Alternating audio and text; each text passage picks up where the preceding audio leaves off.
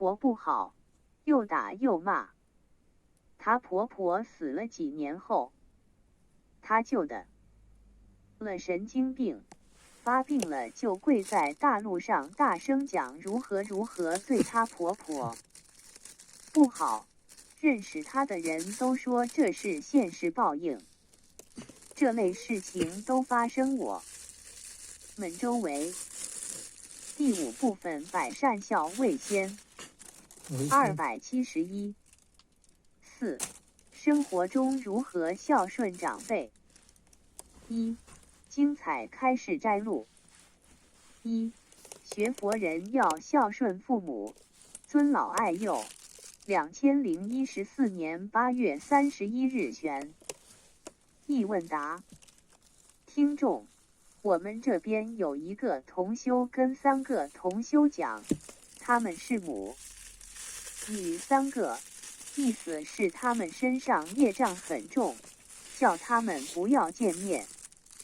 这种情况我也才知道，他们大概有1年左右。那个老妈妈挺痛苦的，她觉得学佛修心怎么变成这样了？女儿逢年过节都是给她卡上打战钱，也不经常给她打电话，更不说去看她。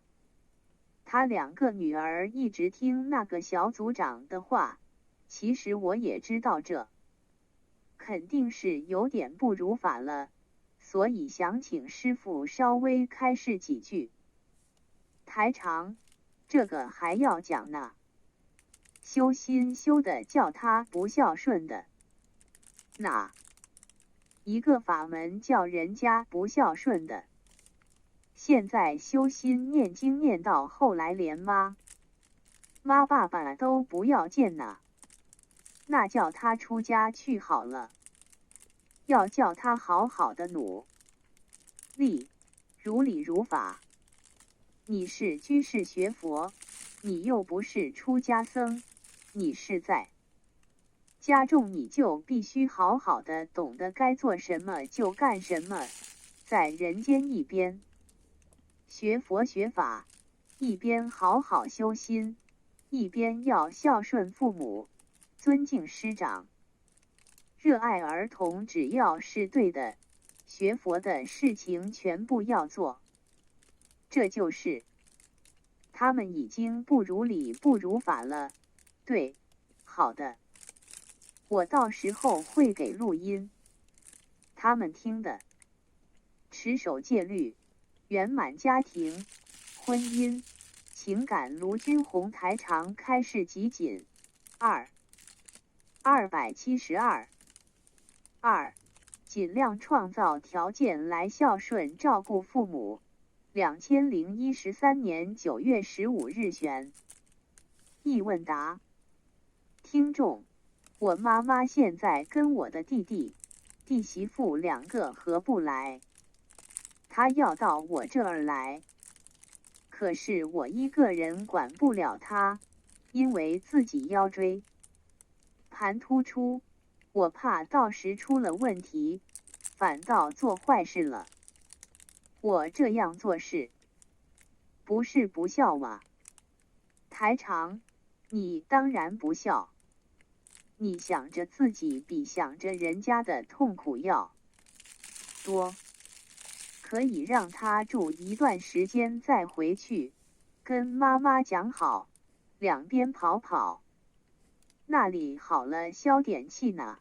他现在不能动，身体不方便，连上厕所都不方便。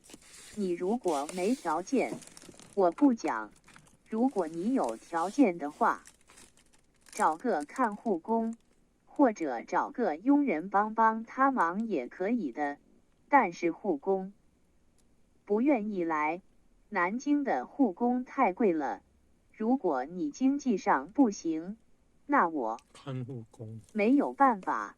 如果经济上行的话，你要多照顾他。好的，那你现在只能给他多许愿，帮助他，让他好，只能这样。多劝劝他，给他念心经，让他想得通。否则天天在那里活，受罪，他不开心。其实作为儿女来讲，你也有责任的。当然不孝了，你绝对不孝。哎呀，我真的非常好了，好好的忏悔忏悔，不要找理由。你今天如果帮不到你妈妈，不要等她死了以后再说妈妈，对不起呢。孝很重要。明白了，感恩观世音菩萨，感恩大慈大悲如台长。3. 做子女要真心孝顺父母。2012年7月15日悬疑问答。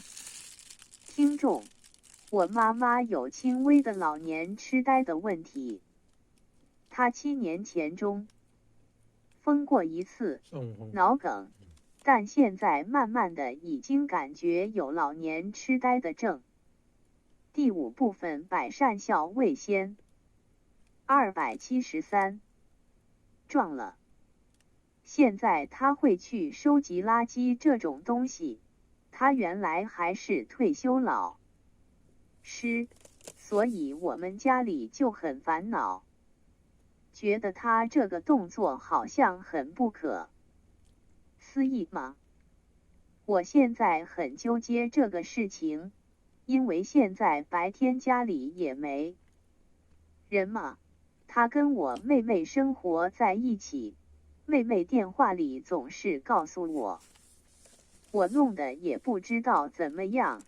我说老人总归要经历这样。台长，没办法，帮他找个阿姨照顾照顾了。听众，他还不要人家，他有时候感觉自己还挺行挺能干的。问他，你为什么去拾垃圾？他说，卖钱捐掉的。我们跟他说，你有钱你就捐，没钱不一定要捐。台长，你不要跟他讲这些话了，你们几个姐妹把钱凑起来，给他找阿姨过去再说。给他找过了，他现在不正常。什么叫找过？一个人在家里出事怎么办呢？现在就担心这个问题，开玩笑了。哎呦呦，他不要，到了钱的时候，你们就听他的了，其他的时候就听你们的了。好的，知道了，谢谢您。4. 父母生前好好尽孝，不要留下遗憾。2012年3月16日悬疑问答。听众，卢台长，能不能请教您一个问题？家里人给爸看，说我跟他不是很合，建议我今年1年关键时刻都不要回大陆，您说这个值得相信吗？台长，你如果听了这个人，会后悔一辈子的，那我是自己回去。当然可以回去了，自己父母亲为什么不能孝顺？除非那个人跟你爸爸妈妈不好，或者是你老公，讲出来这种话，这种人根本就是愚痴。菩萨会让一个人没有持守戒律，圆满家庭、婚姻、情感。卢军红台长开示集锦274。孝心，哪怕你是讨债鬼，都要尽孝，否则下辈子就投不了人了。听众，我去年休学了半年，在家里陪他，他还挺好的。我一走他就不是很好了。台长，那你现在不去他就好了是不是？我妈的意思是，我一直不回来，他还有一个念想，会一直撑下去，能见到我。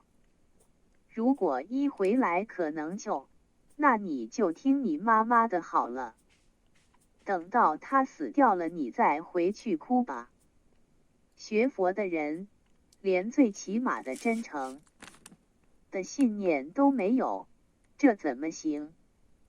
人不回去可以，在这里必须帮他狂念经，不要给自己造成终生后悔。听众，除了小房子外，每天其他的经也要帮他多念。台长，礼佛大忏悔文，还有大悲咒，都要给他念的。好的，我都会给他念的。我告诉你，不要给自己造成终生的后悔，这种东西会带在心里痛一辈子的，想起来就痛。不要太自私，一个人活在世界上要为人家想。好的，谢谢台长，叫他坚持，没什么大问题的。如果你能心诚求到菩萨来帮他看，他马上就不痛了。谢谢卢台长，他还是很有希望的是吗？我们就应该一直要看的。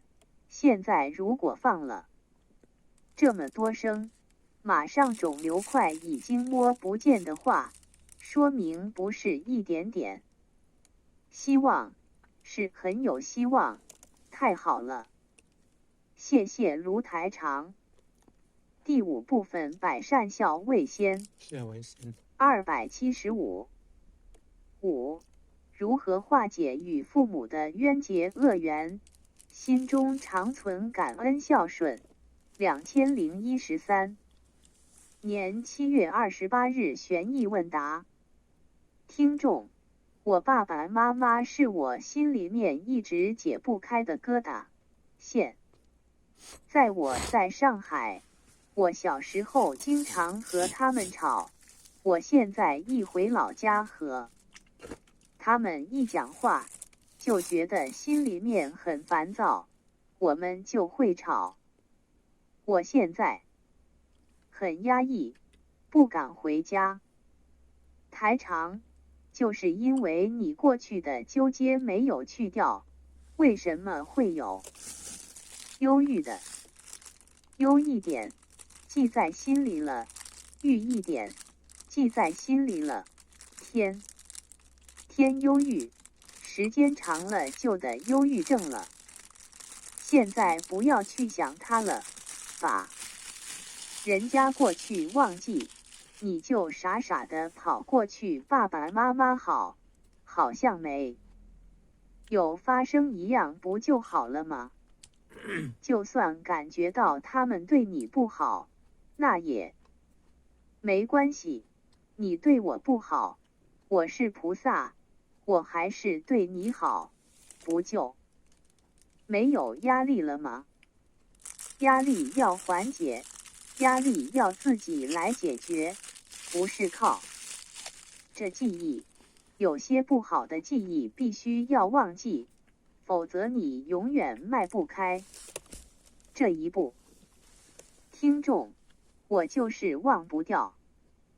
台长，忘不掉就是说明你脑子不灵，钻死胡同就是脑子不灵，因为从小和他们吵，从小吵的东西你到现在还记得，不是脑子有毛病呢。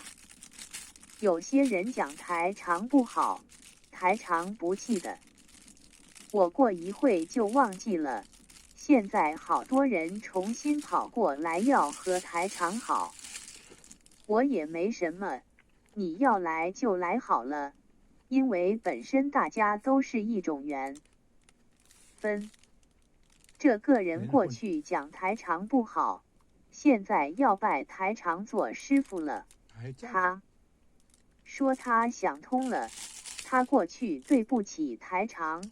哦，好，想通了，太好了，感谢，好了，不就结束了吗？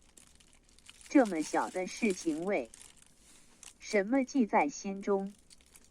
小时候的事情你还记住？你怎么不说你妙？持守戒律，圆满家庭、婚姻、情感。卢军红台长开示集锦276抗。你现在想起来小时候尿炕你就很难过，你去告诉人家。那没有智慧的人才会永远记住过去，想不到未来。你去想好了，想到最后越想越难过，越想越傻，想到后来成神经病了。听众，可是就是从小和他们吵，现在回去也是经常吵。台长不会吵的，你境界不高就少回去，如果想通想明白了，不会吵了，你就回去。做人要自己想得通的，不要跟我说可是了。我现在已经不是在劝你学佛了，我在做你心理医生了。自己要懂得一个道理，想不开的人到哪里都想不开，菩萨会像你这样想不开的。爸爸妈妈养你多不容易，你这种孩子有良心吗？一口奶一口水地吧。你养这么大，你再这么对不起爸爸妈妈，以后要下去的。你爸爸妈妈再是混蛋的话，他们也是生你养你的呀，孝顺。不懂的，以后如果你生个孩子，他老跟你吵架，你开心吗？妈妈养个孩子多不容易呀，你有没有良心了？听众，我也觉得他们很不容易，可是我听他们讲话就烦。台长，不要跟我说可是，那是冤结，好好念解结咒，不就可以了？你再这样的话，不是台长的好徒弟、好弟子了。好好的孝顺妈妈，好好改，你不好意思跟他们当面讲。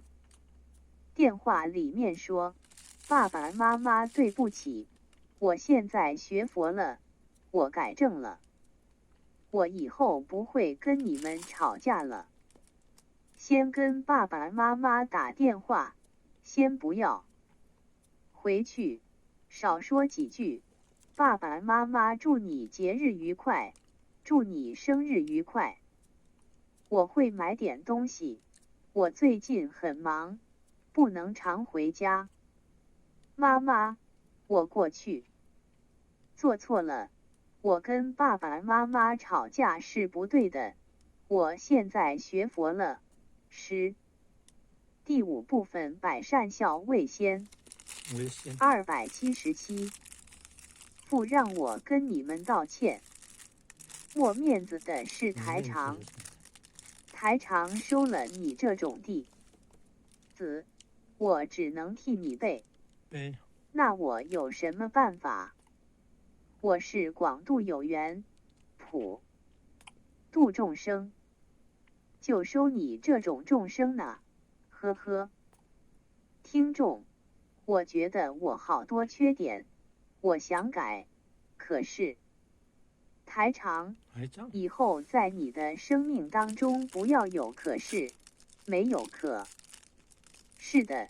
我很想改就改，我很想吃就吃，我很想睡就睡，不要可是，没什么可是的。这个世界只有往前走，没有往后退的。人生的旅程没有往后退的道理，只有往前走的。你现在几岁啦？25岁？36岁？你还会走到10岁吗？还会走到8岁吗？不会。好好修，勇敢一点。你再不勇敢的，忧郁症是自己痛苦，你爸爸妈妈也会心疼你的。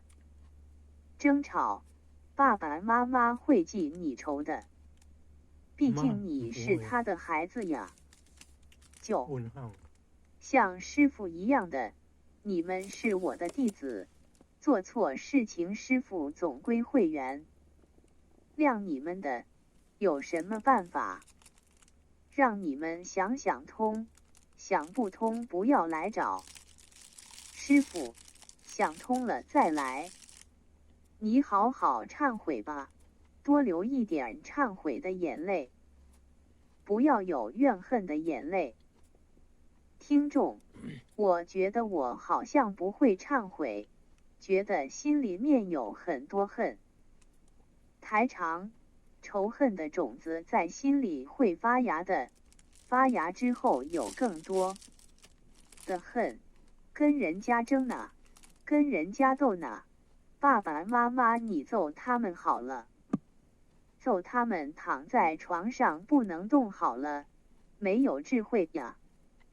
自己的爸爸妈就是冤结，好好念经，持守戒律，圆满家庭、婚姻、情感。卢军红台长开示集锦278。6. 如何化解父母之间的冤结和恶缘？2014年4月11日。直话直说。听众，我爸爸和妈妈又闹别扭，我妈妈就离家出走了。我现在给我妈念劝导声文，我爸爸他就是不听劝，他们2个都是特别犟的那种，都说自己没有错，我得给他俩烧多少化解冤结的小房子。台长，现在你爸爸跟你妈妈都不如你，如果这么大的人连自己的错都不肯承认，这都不是个好爸爸，也不是个好妈妈。你要记住，做人哪有自己不错的？为什么人跟人会吵架？台长经常说的就是因为他以为他是对，他以为他是对，这就叫执着。什么对错呀？这个世界上，妈妈付出多少啊？爸爸付出多少啊？所以小姑娘，你现在只能自己多念点经，帮帮他们。听众，对，我现在都是念自存小房子。我爸爸他不信。之前我们都梦见过观世音菩萨2次让我爸爸念经，但是我爸爸他就是不念，我自己心里面也挺难过的，但是我觉得先给我妈妈念劝导声文，如果我妈妈信观世音菩萨，她改了之后应该会好很多。台长，所以你家里的缘分非常不足，爸爸妈妈都不信，缘分很差。对呀，我妹妹也不信，家里只有我自己信。哎呀，你一家真的是马上要业障现前了，很不好的。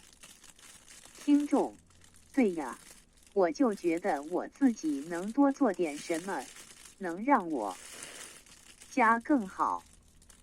台长，做点什么你有的做了，你家里这种糟糕的情况，你只能给你家里一个个念心经念过来。对，我现。第5部分百善孝为先。279。再给我爸爸妈妈都坚持念3个多月的心经了。我告诉你，只不过争吵的频率减低，但是没有彻底解决问题，明白吗？听众，对，我知道。他们2个现在已经分居了。我妈也不接我爸电话，我爸就一直让我打电话劝我妈，让我妈回来。我跟我爸说，你俩的缘分我管不住，我也担不住什么，然后我爸就生气。有时候觉得自己特别不孝。台长，你这个人怎么这样子啦？你爸爸让你打电话给你妈妈，你就告诉你爸爸，你让我打电话，要相信菩萨。你不能跟他讲呢，你这叫有智慧呀。我看你呀，糊涂着呢。他有求于你，你赶紧让他念经呢。这么好的机会，我知道。你要两边做工作的，你要跑到你妈妈这里说你爸爸怎么样？怎么样？好，原谅他了，请妈妈原谅他。你跟你妈妈这么讲，你要两边做工作的，一点智慧都没有的，借这个机会赶紧跟爸爸讲。你叫我讲可以，我讲爸爸很难过，天在家里哭，心里很难过，说对不起妈妈，你要感化他们的，用我的孝心来感化我妈妈。7. 如何化解婆家与娘家的冤结？2011年4月15日选。译问答。听众，我们出国很多年了，我婆婆家跟我娘家的父母经常有争吵的问题来困扰我们，让人觉得很不知道怎么解决这个问题。台长，有什么不能解决的？这都是冤冤相报何时了？前世的怨结今世搞，所以很多事情现在搞了你就把它解决掉，怎么解呢？你又解决不了的，靠菩萨念经把它解决。持守戒律，圆满家庭、婚姻、情感。卢军红台长开示集锦280。好好念经不就得了吗？听众，那需要念解结咒。台长，那当然了，还要念礼佛大忏悔文给他们，每天念3遍，好吗？解结咒要念多少遍？看你想解决快还是解决慢。解决快嘛念49遍，解决慢嘛念21遍。听众，明白了。其实我父母心地非常善良，他们也就是想帮他们，但是我婆家老是有一些事情来找我父母亲。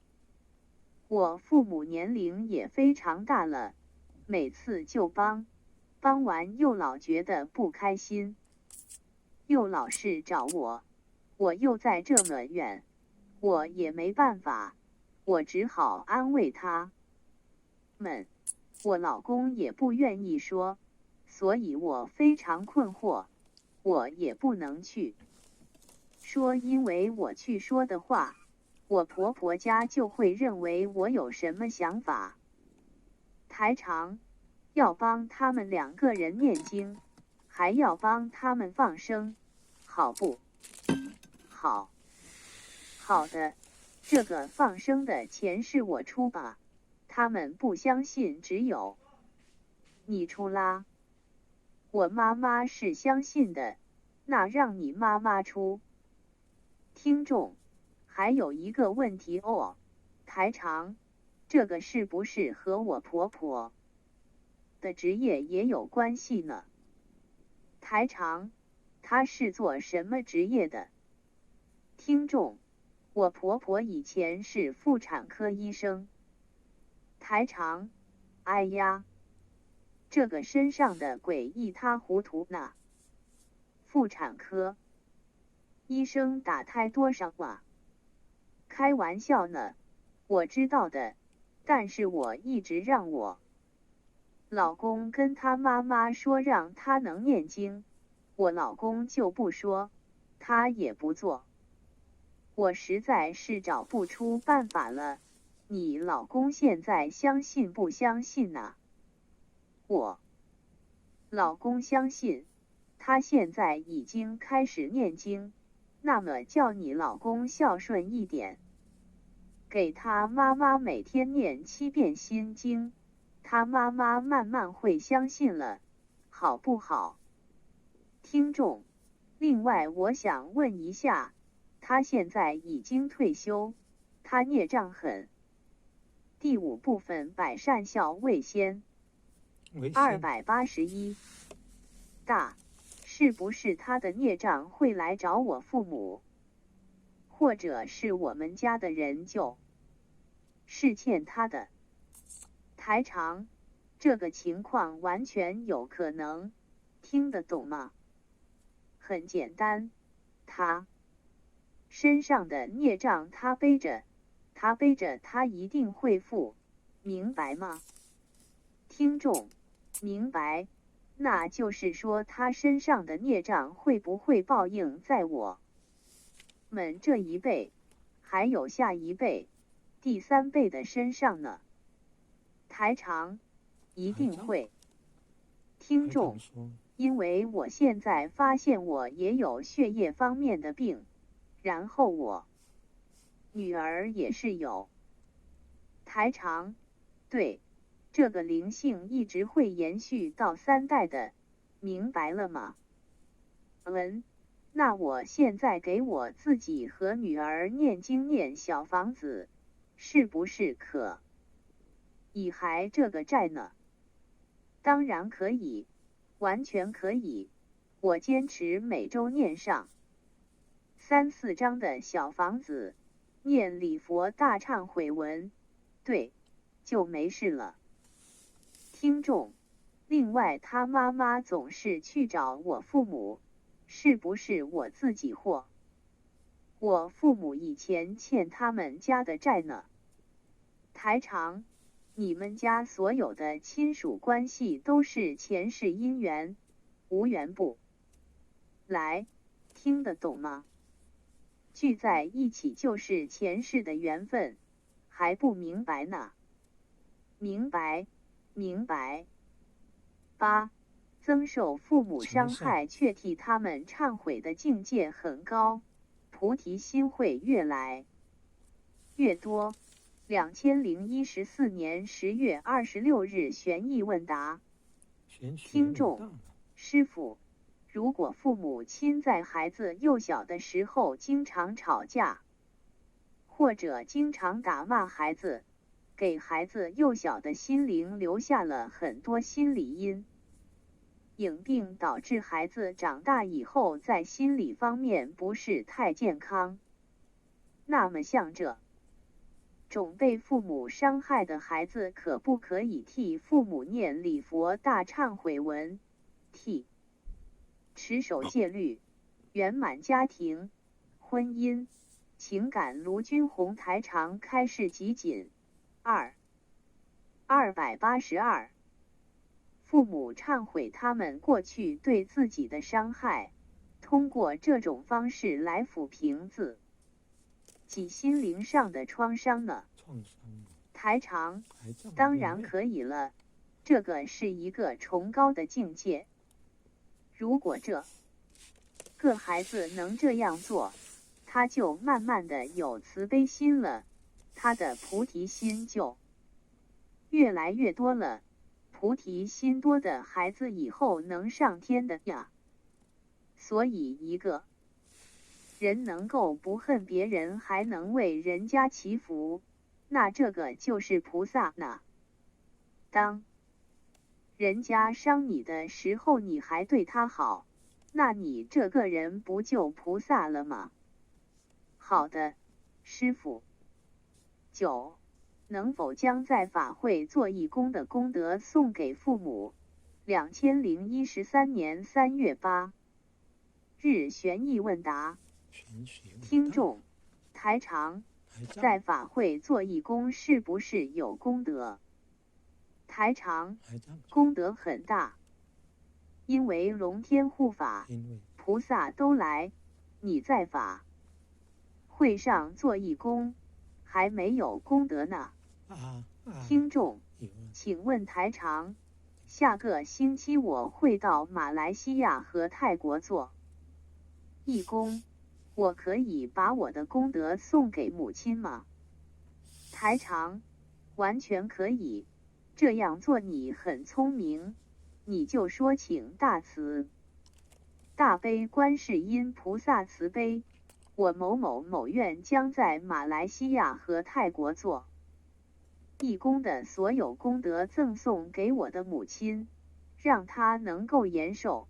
你看她身体很快就会好了，这叫马上做了功德，马上就起效果。听众：好，台长，是完成任务才跟菩萨说吗？台长：不是，是直接先说，当天在做的时候就可以跟菩萨说。对，可以在佛堂跟菩萨祈求吗？对，先跟菩萨讲，结束了再讲，每天讲，没关系，菩萨不会嫌你烦的。哦，就是重复许这个愿，把这个功德送给母亲。对，好。第5部分百善孝为先。283。10. 婆婆跟保姆相处不好怎么办？2013年5月10日悬疑问答。听众：我婆婆跟家里的保姆相处的不好，很容易发脾气，她自己也知道这样不对，但脾气就是很坏，她也不认字。我想给她念经，像这样情况要念多少小房子？台长，你给她念心经，如果她整天跟佣人吵架的话，你就给他们2个人每天念解结咒49遍。如果你感觉你家婆发作的特别厉害，身上有灵性的话，你给她念7张小房子就好了。她知道自己不对，知道自己不对还要去做。她年纪比较大嘛，年纪比较大不是个理由，她是人就必须改。学佛的人为什么跟普通人不一样？因为他能够克制，知道什么是对，什么是错，知道了之后就不会做，那才是学佛人。听众：像这样心经我给他念多少遍？台长，给他念13遍就可以了，就是要一直念下去是吧？念到他好，念到他不发脾气，脾气可坏了，有什么办法？只有好好求菩萨了，谢谢。11. 亡人的墓穴很重要。2012年11月2日悬疑问答。听众：有一次我做梦，我父亲就坐在大水盆里面洗东西。我很奇怪他干嘛会坐在大水盆里面。后来清明节来了，我去扫墓，我一看原来那个墓可能旁边做墓什么，就是洞。一洞他那个墓上面有裂痕了，刚好有一段时间经常下雨。我就做这个梦，然后我就赶快请人把它全部弄好，我就做梦。我父亲很高兴回来，穿得很漂亮衣服来看我。我说：哎呀爸，这件衣服很漂亮，我帮你挂好。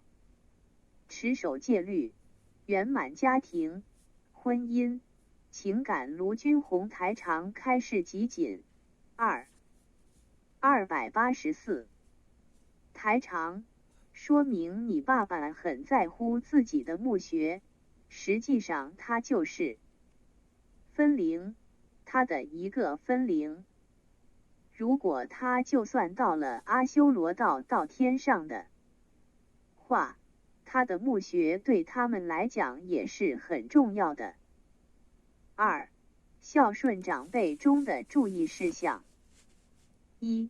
末法时期修心学佛要有智慧，不要对家人轻言出家。2012年8月5日悬疑问答。听众，我妈妈现在还不信。去年的时候，我想出家嘛，估计也伤着他们了，所以提起佛教的事情他们比较反感。台长，小丫头，你不能说要出家的，你现在跟着台长在家修行多好呢。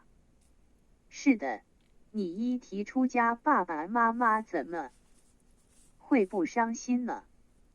听众，还有我爷爷也挺伤心的，我爷爷84了。台长，你把他们气死的话，你下辈子再来还债吧。你以为修心就是这么样气人家的呀？修心要有智慧，现在末法时期要有智慧。你跟着台长学佛要学正信，不要脑子偏。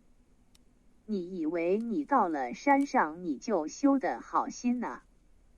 你以为你到了庙里你就能做一个好尼姑呢？要想得明白的人，才能做得了好尼姑。你这叫躲避，你这叫躲避矛盾，逃避。跟爸爸妈妈讲，爸爸妈妈，我现在没有这个想法去出家了，我现在在你们身边，一边照顾你们，一边跟着台长学台长教我们好好做人。你就不要说其他的，说台长教我们好好做人，孝顺父母。台长教我们应该在家修行。听众，我今天也跟我妈说了，看台长今年在悉尼那个第5部分百善孝为先285开示，说要孝顺父母，我妈也听了，感觉还挺好的。台长，对呀，好好的啦，什么都不开悟的，还想出家？你以为人家出家师傅都是为了躲避呢？人家是开悟的，你什么悟都没开，你还想出家？你跑去把人家庙都弄坏掉。2. 如何忏悔曾许愿为母亲折寿的事情。2014年5月23日悬疑问答。听众，有个同修学心灵法门之前到庙里去上香，他也不懂，就跟菩萨说他要活到40岁，当时他是20来岁，说他要活到40岁，不要母亲那么痛苦。台长，就是说他自己折他的寿。听众文，他可能不懂，感觉这样能减轻母亲的痛苦。这个事情有10年了吧？他心灵法门也学了几年，懂了这个事情，但是怎么跟菩萨来念礼佛大忏悔文，忏悔掉这个事情？台长，这个事情比较麻烦，我现在就怕地府里的官已经把他的寿命折了，就麻烦了。听众，师父您开示他吧，他也是您的弟子。台长，你叫他跪在地板上，每天念1遍礼佛大忏悔文，一共要念108天，每天念1遍，跪在那里念请大慈大悲观世音菩萨慈悲。过去我不懂事情，愚昧无知，请观世音菩萨帮我开智慧，我现在要更多的孝顺妈妈。我过去自己童言无忌，请观世音菩萨慈悲。我现在重新发愿，要度所有缘众生，孝顺母亲，请观世音菩萨按照原寿给我。听众，需要配小房子吗？持守戒律，圆满家庭、婚姻、情感。卢军红台长开示集锦286。台长，这个倒没关系，反正多念经，主要是念礼佛大忏悔文。他现在念礼佛大忏悔文每天1遍非常重要，要非常感动菩萨才能帮他改变，否则改变不了的。好，感恩师父。3. 还债过头是否会道歉导致继续轮回？2014年10月10日悬疑问答。听众，因为最亲近的人孽缘也是最深的，欠的也越多。一般如果是女孩子投胎，就是欠的比较多嘛，要还父母的比较多。如果父母不修，孩子帮父母念小房子、念经的话，那这样一直还，会不会还到后面就是父母道歉孩子，然后下一世再轮回，再让父母来还孩子呢？台长，会的，也会的，所以最要紧的就是适可而止。我告诉你，爸爸妈妈比方说一直骂你，你只要还到他不骂你了，念经念到不骂你了，实际上就还清了。他就说，哎呀，女儿，你其实也很好的，我也不舍得你，实际上这就是 stop， 不能再做了，明白了吗？明白了，如果你再继续还他，他又欠你了呀。哦，好的好的。4.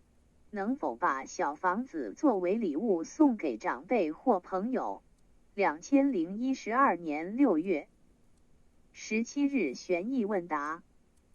听众，比如说有朋友过生日，除了送红包的话，能不能够在红包里面再加小房子送出去，这样会有问题吗？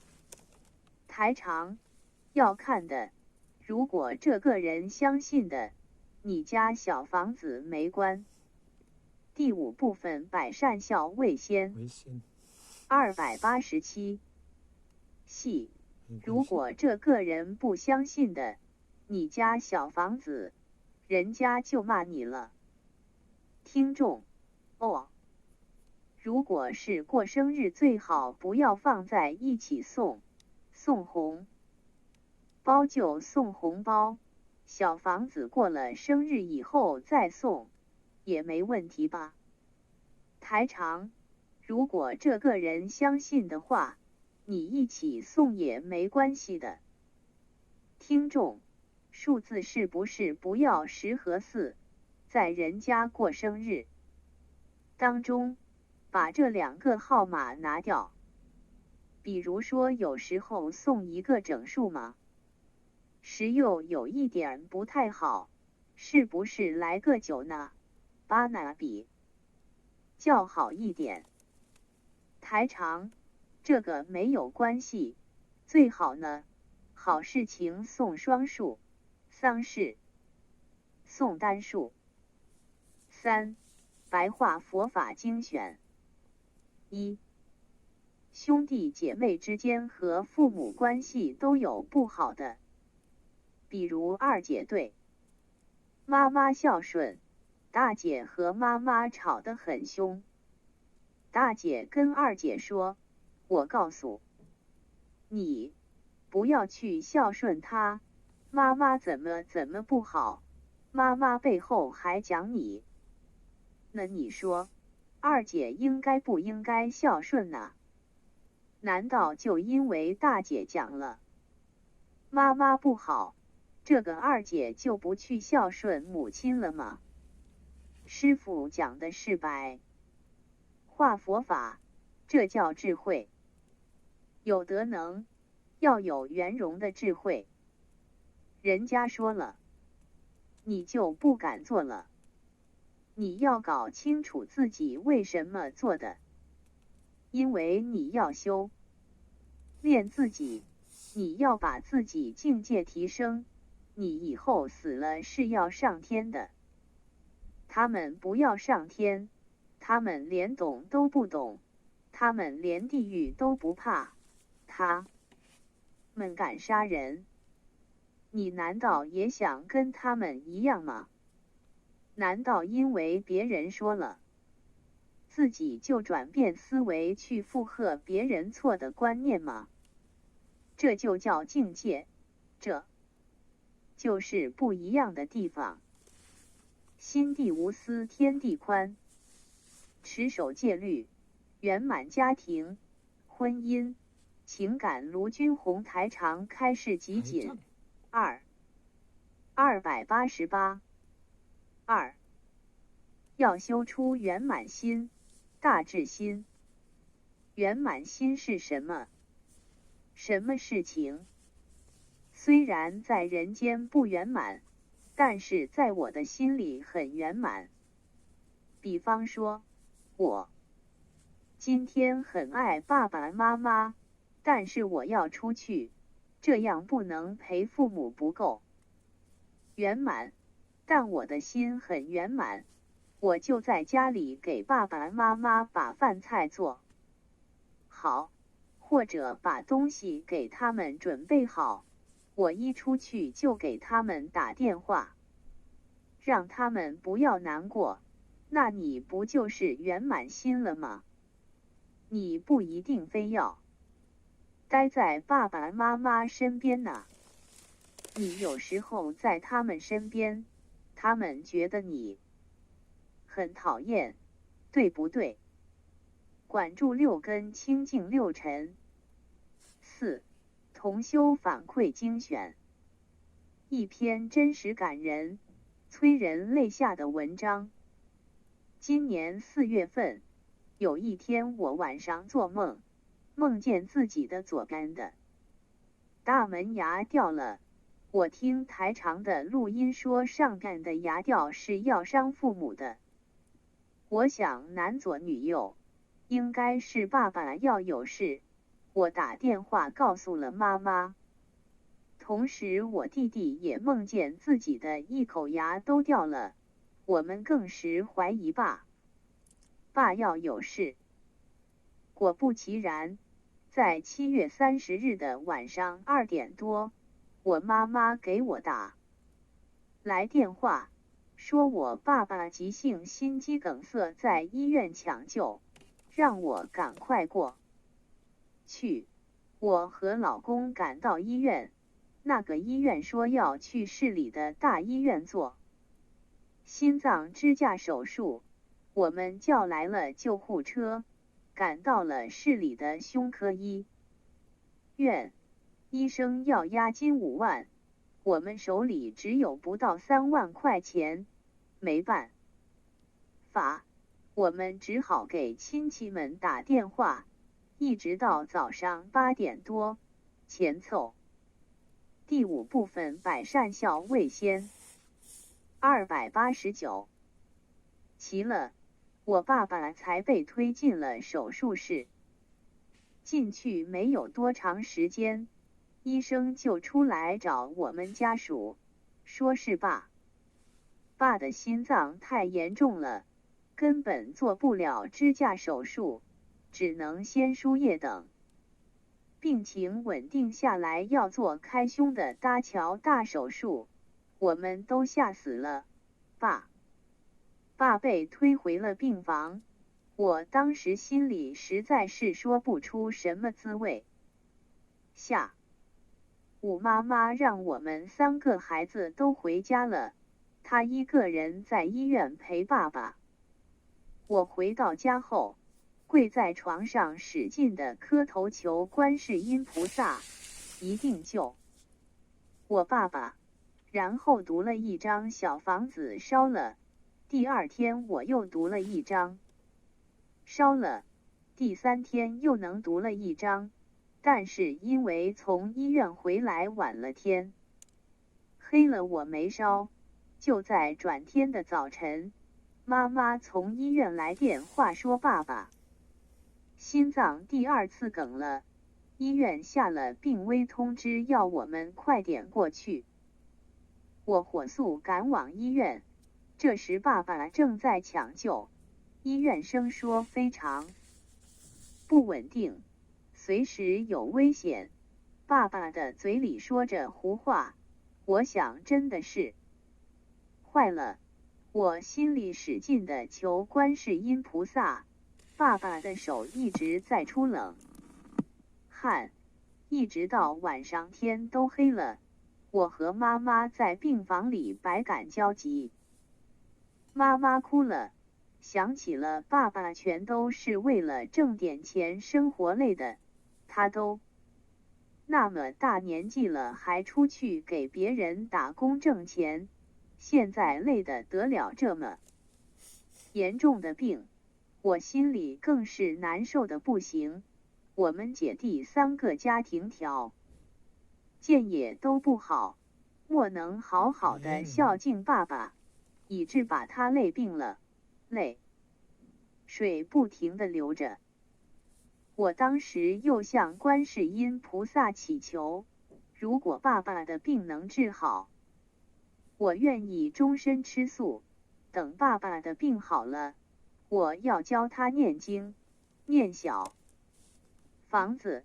我跟爸爸说，您心里自己求观世音菩萨，诚心诚意的求，等病好了，要好好学佛，好好念经，观世音菩萨救苦救难，闻声救苦，他一定会来救我们的。爸爸答应了。持守戒律，圆满家庭、婚姻、情感。卢军红台长开示集锦290。这时我又让妈妈求，妈妈也诚心的求，妈妈还说好像看见观世音菩萨来了，手里拿着净瓶，往爸爸身上洒水。过了一会，我再摸爸爸的手，他的手没有冷汗了，开始热乎了。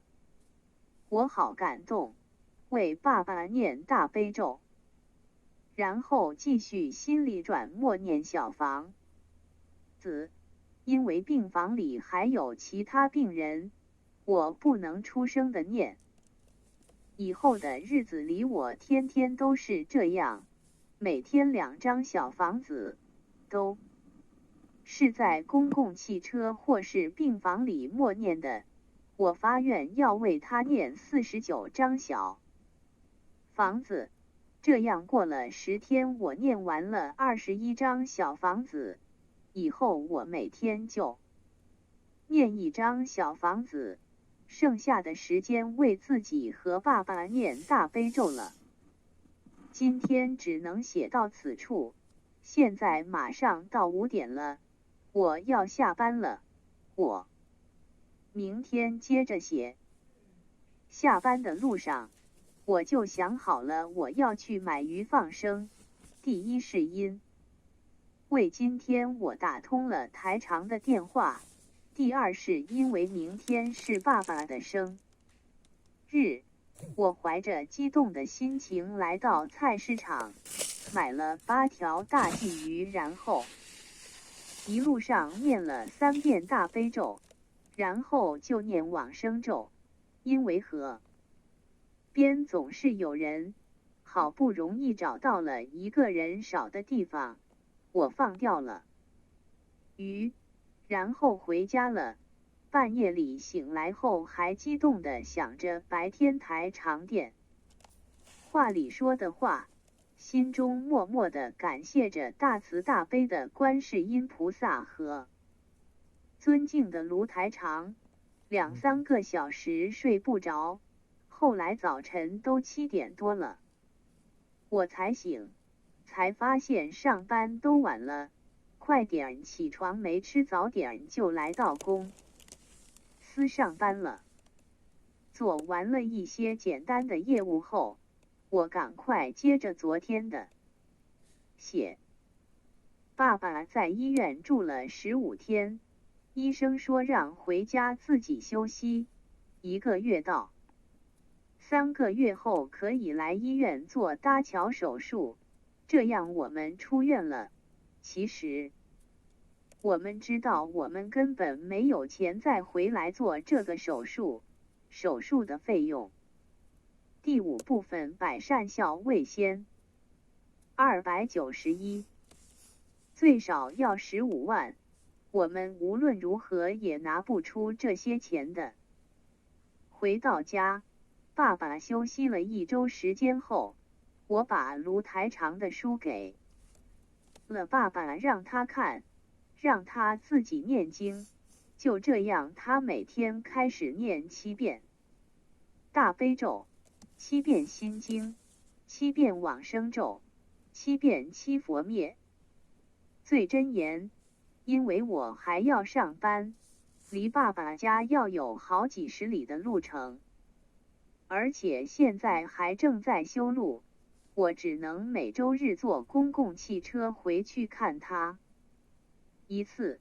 我知道爸爸的病非常严重，所以我又让他增加了念经的遍数，大悲咒27遍，心经7遍，礼佛大忏悔文1遍，然后3天念1张小房子。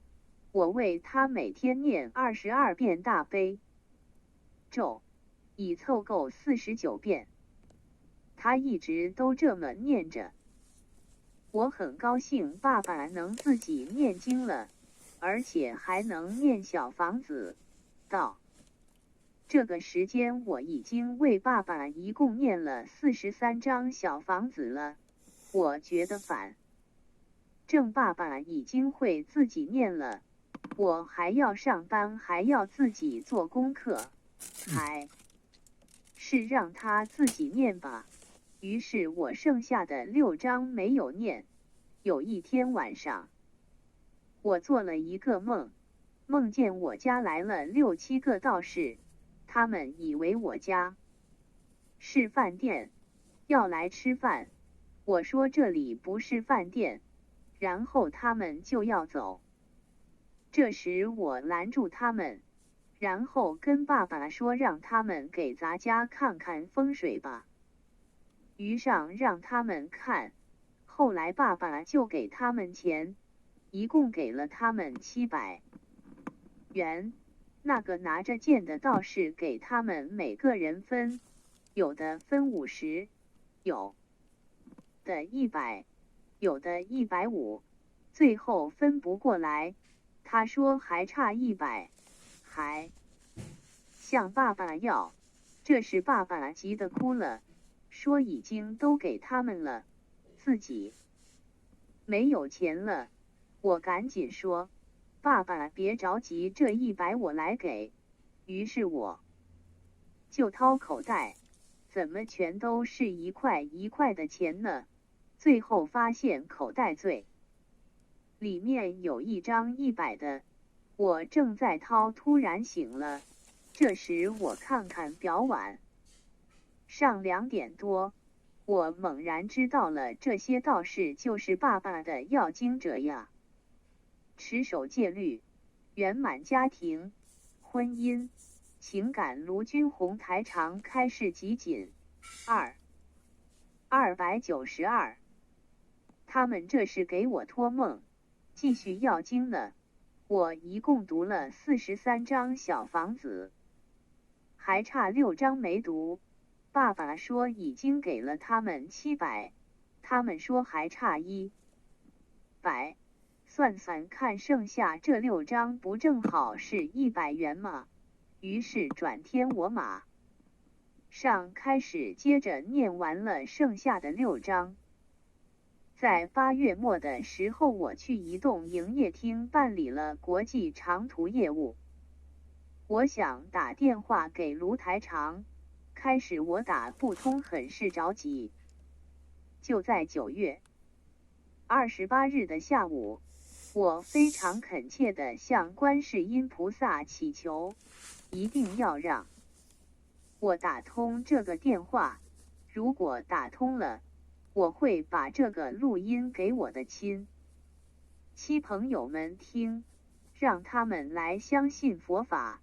然后又给卢台长念了3遍大悲咒，于是就像每次一样狂拔电话。40多分钟过去了，我还是没打通，还在拔，突然听到了台长的声音，我异常激动，拿着手机冲出办公室，到外边接电话。当时激动的手都软了。台长说爸爸的心脏上有一团黑气，堵住了血管，以后医生会让他做搭桥手术。我说是，医生已经让他做了，可是我们没钱做不了。我问台长，我们如果不做，自己念经可不可以？台长说可以，然后给爸爸开出了功课，每天49遍大悲咒，7遍心经，7遍礼佛大忏悔文，每2天1张小房子，每天晚上向观世音菩萨祈求，让自己的心脏病能够快点好起来。我都答应了。其实我知道爸爸念这些会很困难，但是我想好了，他念不完，我就帮他念。然后我又问了我自己，1975年的兔，女的，台长说我身上有打胎的孩子，还要13张小房子，最后还说要我念解结咒。台长说为什么要让你念解结咒，你心里应该明白的。听到此处，我的眼泪都快流出来了，因为我昨天晚上第5部分百善孝为先293，刚刚和老公吵过架，台长让我好好念经，我答应着挂断了电话，激动的心情无法比喻。我马上给妈妈打通了电话，把这一切都告诉了他，他们也很高兴。我说10月1日我放假，回家去看爸爸，会把跟台长通话的录音带回去让他们听。后续294。后续，观世音菩萨心灵法门能除一切苦，真实不虚。凡是学习心灵法门的信众，普遍感受到了卢台长以无缘大慈的慈悲心来弘扬观世音菩萨的法门，救度众生。心灵法门是救度那些虚病患者，化解冤结，偿还自己多生多劫的欠债，消除自己多生多劫的孽障，脱离苦海的神医良药，是那些学佛多年还处在迷雾中的修行人到达彼岸的指路明灯。只要认真按照卢台长的指导去修念经、放生、许愿，都有不同程度的受益和体会。为什么会出现受益程度不同的差异呢？我们认为除了信众们个体基因的差异外，其主要原因是多数人只注意了学习方法，而没有抓住修心的真谛，特别是对自身的贪、甜、吃三毒净化的不够，自身能量不高。解决的办法只有在修心上下功夫，要紧跟卢台长与时俱进，学好台长的心灵法门，今生活的有滋有味，将来走得无牵无挂。如想详细更多的了解卢台长心灵法门的情况，请登录卢军宏台长的博客网址 http://masterloveblog.org http://lujunhondror.com 查阅白话佛法玄义综述佛学问答听众感悟网友反馈等博文，听澳洲东方华语电台卢军宏台长主持的每周3小时玄义综述节目，每周2小时玄义问答节目，每周半小时直话直说节目，每周半小时白话佛法节目及大型现场解。后续295答会录音。这里也还想提醒那些对卢台长心灵法门持有一些疑虑、怀疑的人，赶快从自身找原因，放下疑虑，下定决心按照卢台长的开示，抓紧修心，时间真的不等人呢。卢台长节目澳洲悉尼时间一玄一综述，看图腾，每星期2、4、6 17点18点。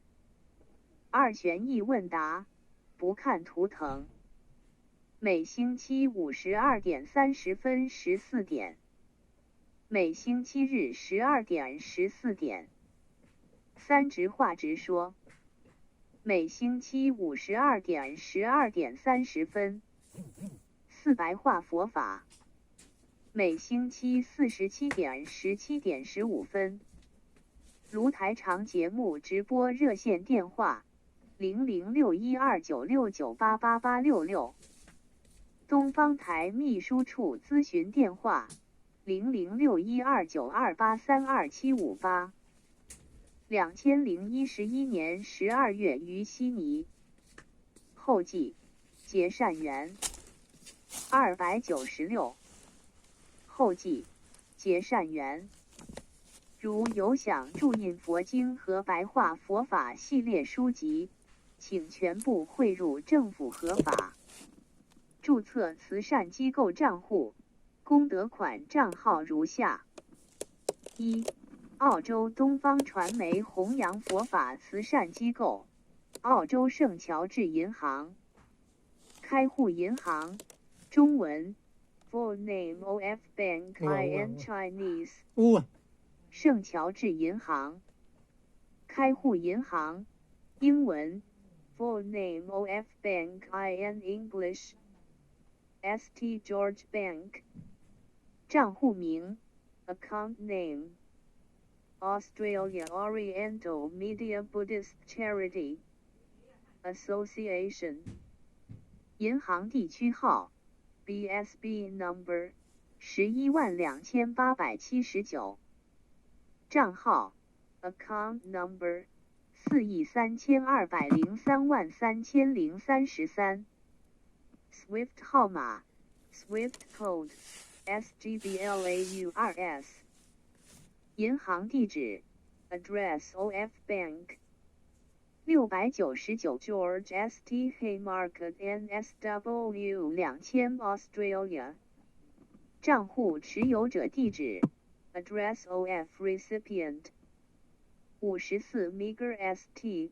Chippendale Sydney NSW 2008 Australia。后记结善缘297。2、澳洲东方传媒弘扬佛法慈善机构，筹建观音村专用账号。开户银行，中文 Full name of Bank in Chinese 圣乔治银行。开户银行，英文 Full name of Bank in English St. George Bank。账户名 Account name Australia Oriental Media Buddhist Charity Association。银行地区号 BSB number 112879。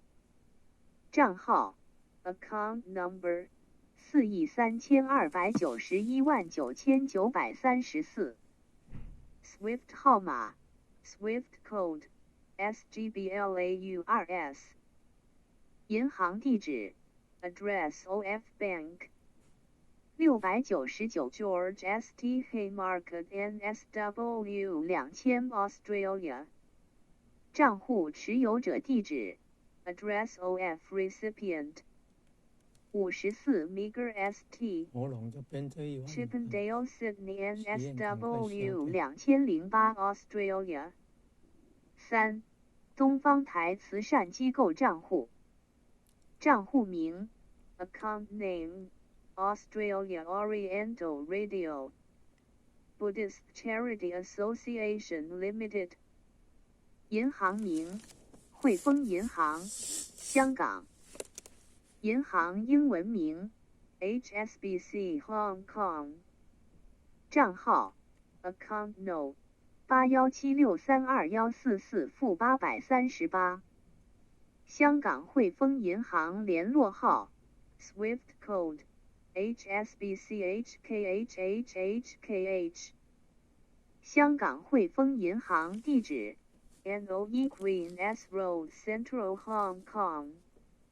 收款地址54 Meakhurst Chippendale Sydney 2008 Australia。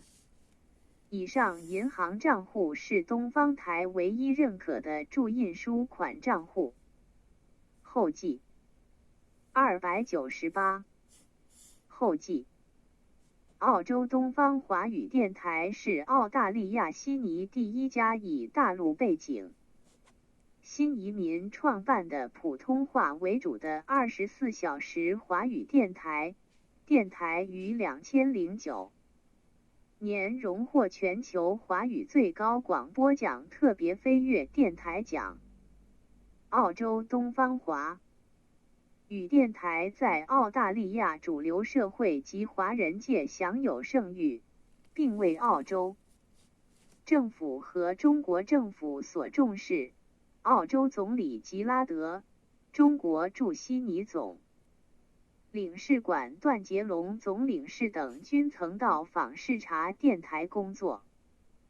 澳洲东方华语电台旨在建立一个中澳经济、贸易、文化、艺术、政治、外交和教育的友好交流平台，推动中澳关系的全面发展，发挥传媒应有的桥梁作用，及时报道最新信息，不遗余力地向华人听众推出喜闻乐听的高质量节目，传播中华优秀传统文化，成为华人听众的知心朋友。